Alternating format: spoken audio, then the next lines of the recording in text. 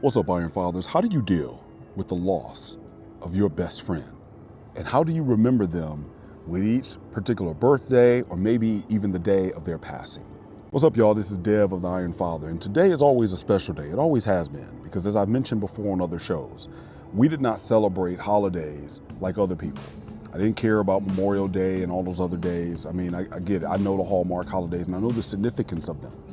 But today was definitely a day of memorial because I was 45, my best friend had just turned 46, and he passed away a few weeks later. So on his birthday today, it's a day that we celebrated the impact that he had on my family, because my kids knew him as my best friend, but they didn't know some of the conversations that we had. They saw his legacy. They knew that he had a tremendous influence on me, but they got to know more about him and his impact. Of course, I think about his family. But what about you? I asked my son recently because he lost his best friend. And, when that happened, he was in his late 20s and his best friend was in his late 20s when he passed away. And it was more of a, what do you think about? Do you think about how your life is now and where he would be with things? Or do you look at things a little bit differently with him not being here? And I want to know how you Iron Fathers look at it. Rob was definitely an Iron Father.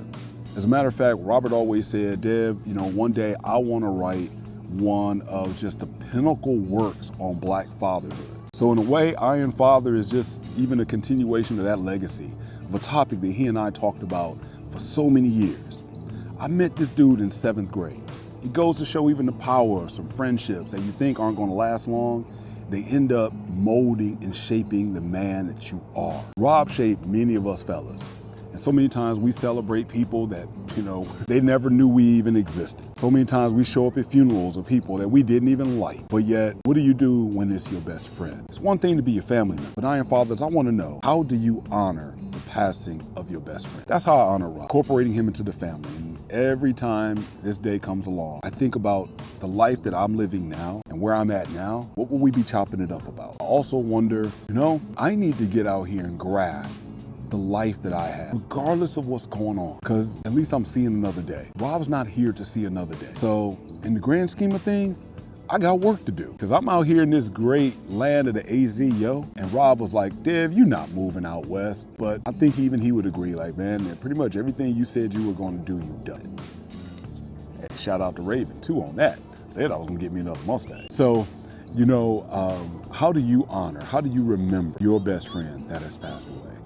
Let me know down in the comments below. Do you have a special day that you celebrate remembering them? Even maybe write down one of the lessons that they might have taught you. I'll share a quick story on one that Rob taught me. So, Rob was one, okay, I have to make, I ain't gonna tell the bad, One of the Rob stories I have is Rob coming back home, and we'd all graduated high school. He went out to college at USC. Came home during his first year talking about all these people he met, from Magic Johnson to Jasmine Guy, because he was like in the Black Student Films a group or something like that. And he came back and he looked at how we were all living at 19 years old and the girls we were dating. Rob just looked and was like, man, y'all just stagnant. And me and my other boy Kurt, we still talk about that to this day, because Rob calling us stagnant, that hit. Here was a dude that was raised in Detroit, now going out to college at USC, and nobody, he didn't have any money. Nobody thought that he would ever be at a place like that. He certainly didn't think that, and he hated California. It's the first time ever going to the West Coast. Rob coming back seeing like, you know what, even though I'm struggling in college,